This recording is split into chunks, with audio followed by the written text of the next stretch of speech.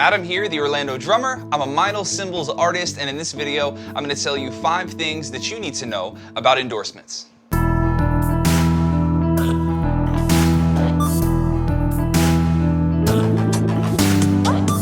Thing number 1.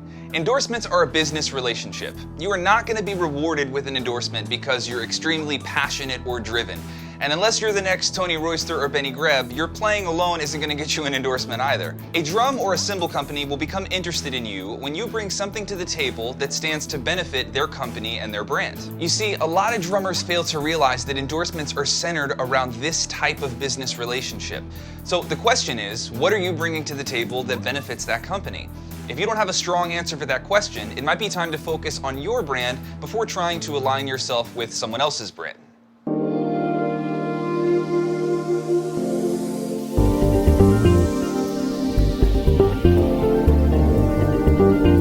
Thing number 2, all companies do not support all artists. You need to make sure that you fit in with the brand that you want to endorse. Would you be joining the right family of drummers? And is this company used to supporting artists who do whatever it is that you do? Different musicians require different types of support. If you're a regular touring drummer, well, your needs as an artist are going to be very different from that of a session player.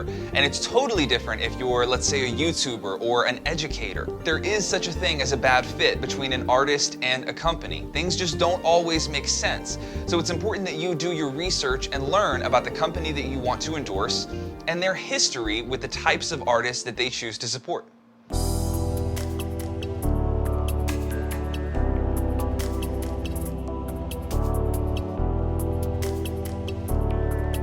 Thing number 3, you should always consider longevity in your endorsements. There's a lot of newer and younger brands out there, and I'm not telling you to stay away from them because they're not the major brands at all. What I will tell you is that it's very important that you can trust your company to stay with you for a long period of time. Brands go under all the time. That's not weird in a competitive industry like the drum industry. So my advice to you would be to align yourself with a brand that's going to stand the test of time, that has a good reputation in this industry, and that they have their roots firmly planted so they can stick around as long as you plan on maintaining your drum career.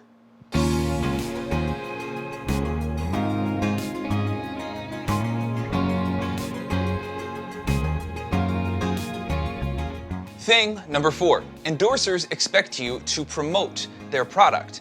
Now, this doesn't mean just use their product, because guess what? Thousands of drummers already use their gear all the time, so they expect a little bit more. When you're an endorser, you're not just a fan anymore, you're an ambassador of a brand. That means that you should talk about, promote, recommend, defend, record, and ultimately help sell their gear. Now, I'm not saying that you're a salesman, but you are a representative of that brand, and trust me, that comes with a certain set of expectations. Keep in mind, if you don't have a market or an audience to help sell that gear to, or at least promote it, well, you're kind of unable to hold up your end of the deal. Remember, a company's job is to support you and your musical endeavors to the best of their abilities, and your job is to promote and recommend their product to the best of your abilities. Successful and healthy endorsement relationships happen when both parties focus on that type of exchange.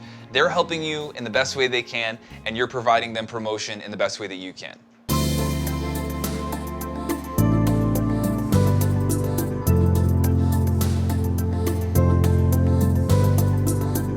Thing number 5, the people behind the company matter just as much, if not more, than the gear itself. Before you sign with a company, it's important that you talk with artists who have already been endorsed by that company for a while.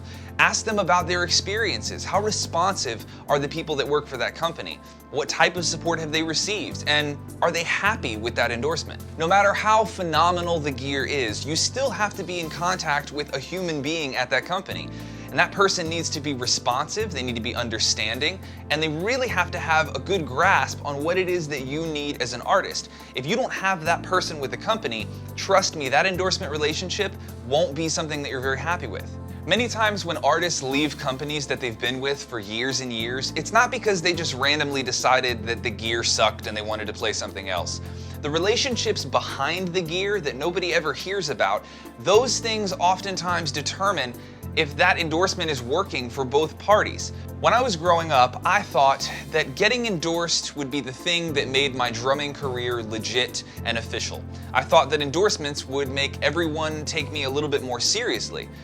And though that might be true in some circumstances, it's really important that you don't perceive drum endorsements as some sort of mark of stature, because that's just not how it works. Endorsements do not make you a successful musician. In fact, it is totally the opposite. Being a successful musician is what makes endorsements happen. Remember, it's not a drum or a cymbal company's job to foster your career and help you develop all this success. That's your job, and the endorsements come when the time is right. Thanks for tuning in, guys. Adam here, the Orlando drummer with Meinl Cymbals, and I'll see you in the next video.